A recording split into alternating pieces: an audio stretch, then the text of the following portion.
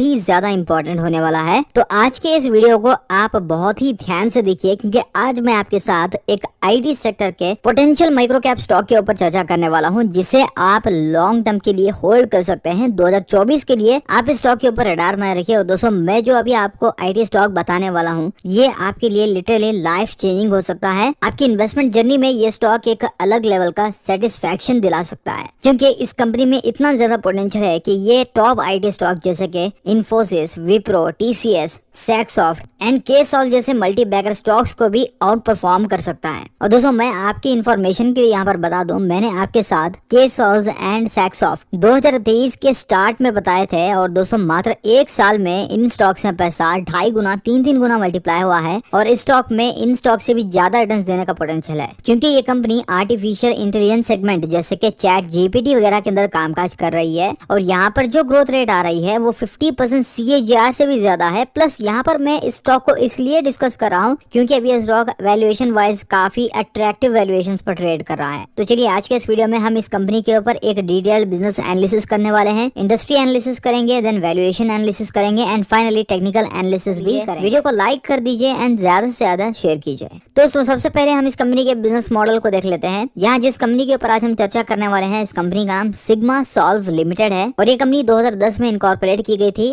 और sigma solve limited एक IT services and consulting firm है जो कि कस्टम एंटरप्राइजेस ऐप डेवलप करती है एंड कुछ unique mobile apps development solutions वगैरह भी प्रोवाइड करती है। तो ये तो इस कंपनी का एक बेसिक ओवरव्यू है। अगर आप इन डेप्थ इस कंपनी के बिजनेस मॉडल को देखिएगा तो ये कंपनी 2010 में इनकॉर्पोरेट की गई थी एंड इस कंपनी का जो बेस है वो यूएस में रखा गया था। प्राइमरली इंडिया से आज ये कंपनी ऑपरेट करती है। सिर्फ 2 एम्प्लॉयज के साथ इस कंपनी ने शुरुआत की थी। देन 2014 में इस कंपनी ने कुछ पार्टनरशिप्स की। 2018 में इस कंपनी ने माइक्रोसॉफ्ट.नेट के साथ पार्टनरशिप की। 150 से ज्यादा इस कंपनी के एम्प्लॉयज हो गए। 2020 में इस कंपनी के मार्केट में लिस्टिंग हुई एंड ये कंपनी एसएमई प्लेटफॉर्म पर आती है। 2022 में इस कंपनी ने 200 से ज्यादा सॉफ्टवेयर कंसल्टेंट्स को ट्रेन किया। और 2023 में इस कंपनी की BSE एंड NSE पर लिस्टिंग हुई। तो अगर हम सिग्मा सॉल्व के बिजनेस मॉडल को देखें तो आज ये कंपनी 2-3 मेजर वर्टिकल्स के अंदर कामकाज कर रही है। एक तो जो इनका डेवलपमेंट सेगमेंट है, यहाँ पर इनके 200 से ज्यादा डेवलपर्स हमें देखने को मिल जाते हैं। एंड ये कंपनी आज digital transformation, AI, RPA and ML services provide करती है। देन ये company generative artificial intelligence, data analytics and services, cloud and custom software development services को लेकर कंपनी कामकाज कर रही है। देन ये कंपनी एंटरप्राइज डिजिटल सॉल्यूशंस को लेकर कामकाज करती है, जहां पर इन्होंने 1000 से ज्यादा प्रोजेक्ट्स एग्जीक्यूट किए हैं एंड इनके 450 से ज्यादा क्लाइंट्स इस सेगमेंट के अंदर हमें देखने को मिल जाते हैं।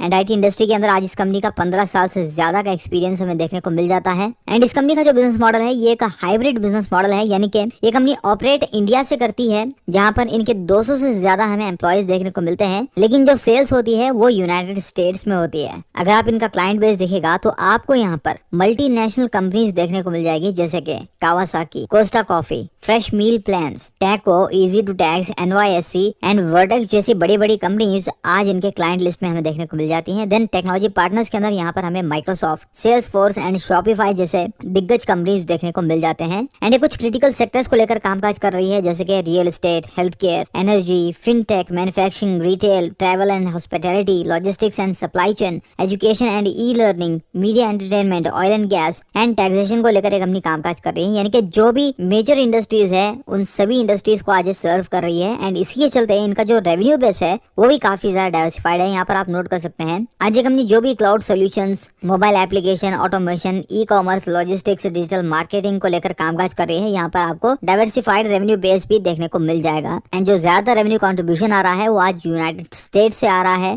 प्लस इस कंपनी ने इस साल कुछ बड़े बड़े ऑर्डर्स भी जीते हैं। यहाँ पर आप इनकी कुछ इंपॉर्टेंट डील्स नोट कर सकते हैं, जैसे कि company generative AI chat GPT को लेकर कामकाज कर रही है, तो चैट जीपीटी के साथ इन्होंने एक डील की है। देन ये एक डेंटल इंश्योरेंस सॉफ्टवेयर को लेकर कामकाज कर रहे हैं एंड इसके लिए इन्होंने एक USA की बेस्ड डेंटल इंश्योरेंस कंपनी के साथ टाई अप भी कर रखा है। प्लस ये कंपनी लॉजिस्टिक्स CRM सॉफ्टवेयर की ERP सर्विसेज प्रोवाइड कर रहे हैं। देन ये कंपनी चैट जीपीटी पर बेस्ड हेल्थ केयर सॉफ्टवेयर को लेकर भी कामकाज कर रही है। अगर आज की डेट में इस कंपनी की ऑर्डर बुक साइज को देखा जाए तो यहाँ पर आप नोट कर सकते हैं Q2 FY24 के एंड तक यहाँ पर लगभग $200,000 की हमें इनकी ऑर्डर बुक देखने को मिली है। एंड अभी जो प्रोजेक्ट्स पाइपलाइन में है उनकी वैल्यू अराउंड $250,000 हमें देखने को मिल जाती है। एंड फर्दर कई सारे प्रोजेक्ट्स को लेकर भी कामकाज कर रहे हैं। यहाँ पर आप नोट कर सकते हैं मोबाइल सोल्यूशन के करेंटली 35 प्रोजेक्ट्स ऑनगोइंग है और 2027 तक एक्सपेक्टेड है कि ये 76 प्रोजेक्ट्स पर काम करने वाली है। देन डिजिटल मार्केटिंग स्पेस में भी आप देख लीजिए, या फिर जो और बचे सेगमेंट्स हैं उन सभी सेगमेंट्स में सिंगल से निकलकर आपको डबल एंड ट्रिपल डिजिट्स में प्रोजेक्ट्स देखने को मिल जाएंगे।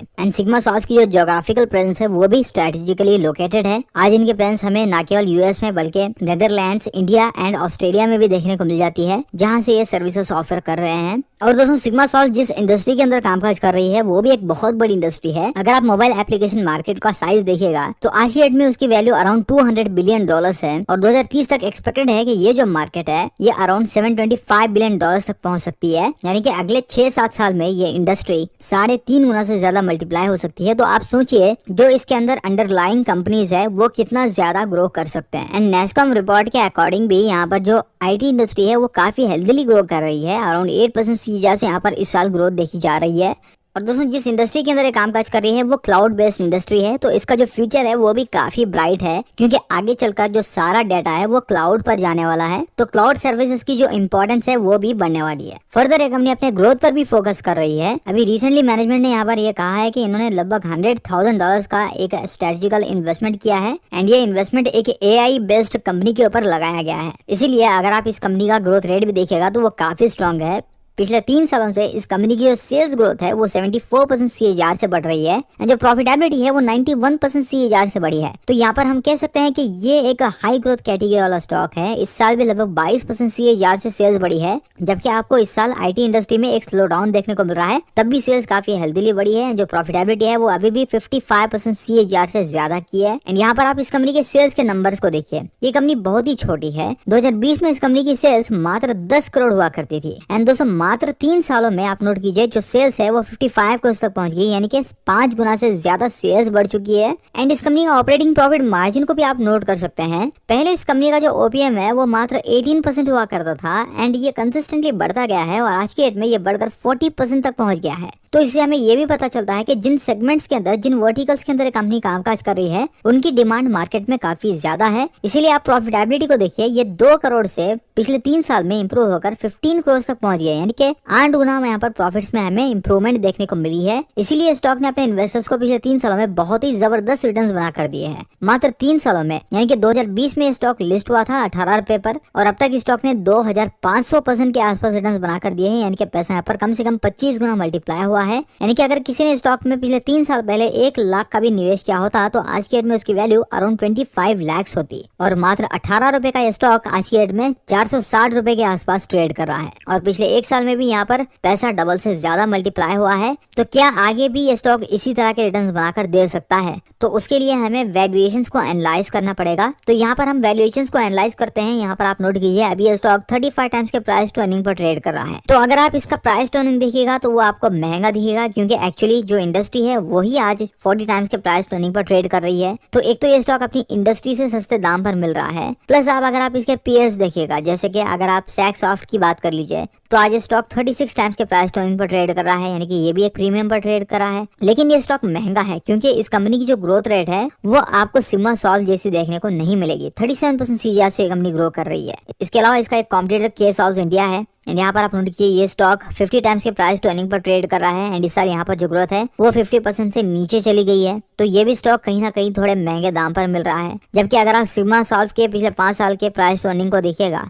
तो वो अराउंड 31 टाइम्स रहा है, यानी कि स्टॉक अभी भी अंडरवैल्यूड प्राइस पर ट्रेड कर रहा है, क्योंकि इस कंपनी की जो अर्निंग्स है वो रैपिडली बढ़ते जा रही है एंड जो वैल्यूएशन है वो ड्रास्टिकली नीचे आते जा रही है, जो कि एक पॉजिटिव साइन है। और दोस्तों ये जो वैल्यूएशन आपको 35 टाइम्स की देखने को मिल रही है, नेक्स्ट क्वार्टर में ये आपको गिरते हुए नजर आ सकती है, क्योंकि इस कंपनी की ग्रोथ रेट ही लगभग 50% CAGR से बढ़ रही है। तो अगर नेक्स्ट क्वार्टर में कंपनी अच्छा प्रॉफिट दर्ज कर देती है तो इसका प्राइस टू अर्निंग घटकर 20 या 25x के आसपास आ सकता है। एंड इक्विटी मेट्रिक जैसे कि ROCE को देखें तो ये भी काफी जबरदस्त 52% ROCE है एंड जो ROE है वो अराउंड 35% है, यानी कि ये कंपनी अपने फंड्स को काफी एफिशिएंटली यूज कर पा रही है। और इस कंपनी के ऊपर कर्ज ना के बराबर है, 0.13 डेट टू इक्विटी रेशियो है, लगभग 5.5 करोड़ का कर्ज है, लेकिन जो कैश अवेलेबल है वो अराउंड 3 करोड़ के आसपास है। तो यहाँ पर हम कह सकते हैं कि ये एक डेट फ्री कंपनी है। प्लस इस कंपनी के पास फ्री कैश फ्लो भी अवेलेबल है जो कि अराउंड 13 करोड़ है, जिसके थ्रू ये कंपनी फर्दर एक्विजिशंस वगैरह कर सकती है एंड अपने बिजनेस को एक्सपैंड कर सकती है। एंड इस कंपनी के पास अभी अच्छे खासे 32 करोड़ के रिजर्व्स भी हमें देखने को मिल जाते हैं। एंड स्टॉक का जो इंट्रिंसिक वैल्यू है वो 615 15 रुपए है, जबकि ये स्टॉक अभी 460 के भाव पर मिल रहा है।